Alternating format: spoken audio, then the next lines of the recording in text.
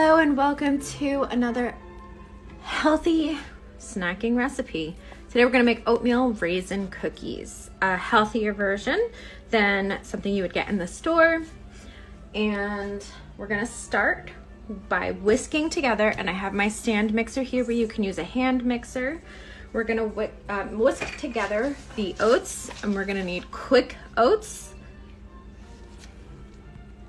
We're going to use 1 cup of quick oats. So I have a half a cup here. We're going to do that twice.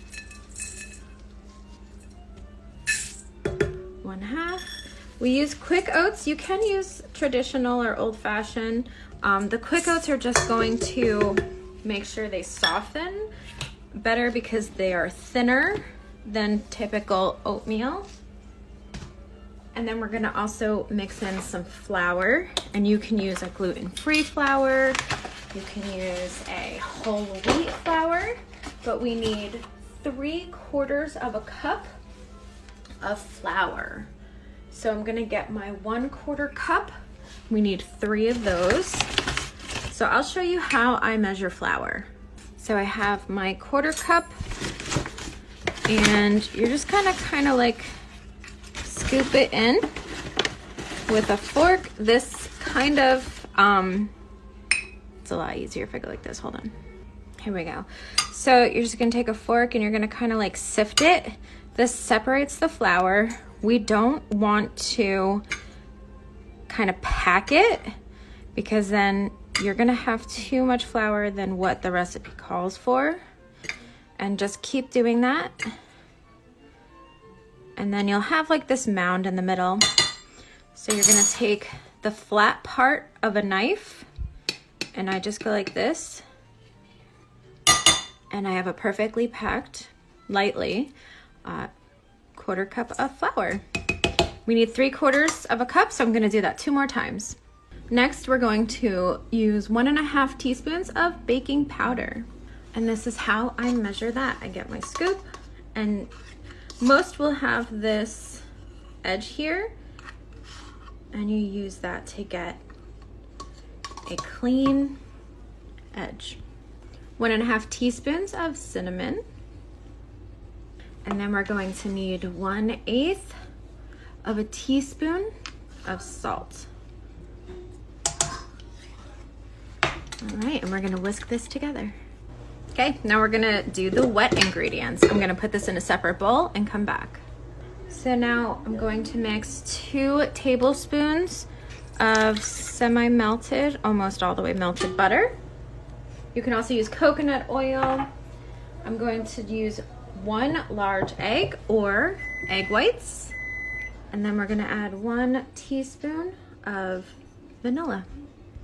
Then we're going to whisk that, and while that's mixing, I'm going to add in 1/2 a cup of either maple syrup, agave, honey, any sort of sweetener you have. You can see this one is sugar-free. That works too. So I'm gonna start mixing and then add in a 1/4 cup of this maple syrup. So that's actually a 1/2 cup of the honey, agave, or maple syrup. So I mixed it. I mixed in a 1/2 cup of the maple syrup.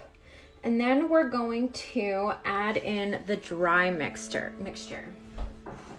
which is what we made before. So I'm just gonna kind of pour in a little, mix it.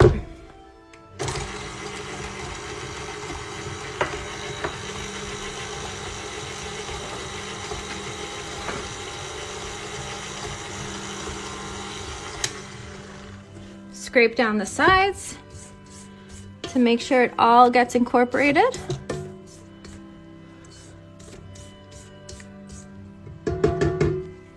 Pour in a little bit more of the dry mixture. While this is doing, I'm going to preheat the oven to 325 degrees Fahrenheit.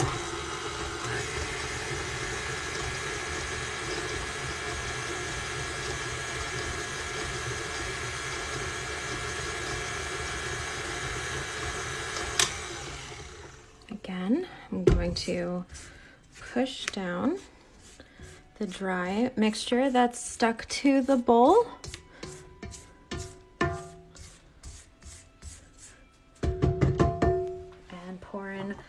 the rest of the dry mixture and mix that.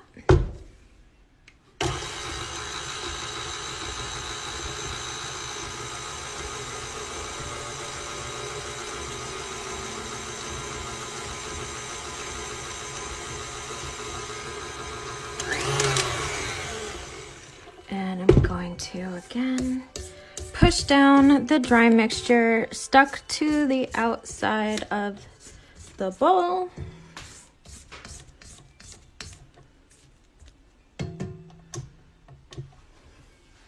And mix.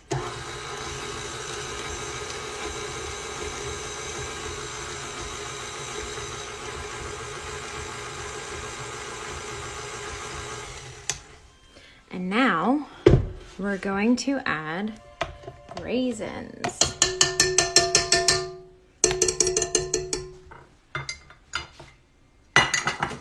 So I have a 1/4 cup of raisins that I put in some water, microwaved for a minute, and I'm gonna let them sit for about 5 minutes. This makes the raisins juicier and bigger, more plump, less dried, because they're gonna get dried out again when we bake it. So I wanted them to be a little bit more plump when we add them into the dough so that we can bake it. So I'm gonna drain the water and add in the raisins. And we're going to fold in the raisins. And what that means is, instead of stirring it, whisking it, or mixing it, we're gently just going to fold them in. So we scoop underneath and pat it down. This is going to keep the batter or the dough light. We're not going to be smushing it down. We want to keep some of that air in there. So just tilt it just like that. And that is how you fold in. I know there's a TV show that is famous for talking about what is folding in. So that is how you fold. Right now I'm just scraping off the batter from the spoon. I'm gonna cover this and we're gonna chill it for 30 minutes because we want this batter stiff and cold. While that's chilling, I'm going to get my baking sheet ready and clean my area. Maybe wash some of those dirty dishes. Okay, so it chilled for 30 minutes and now we're gonna make 15 cookies. So I'm just gonna scoop.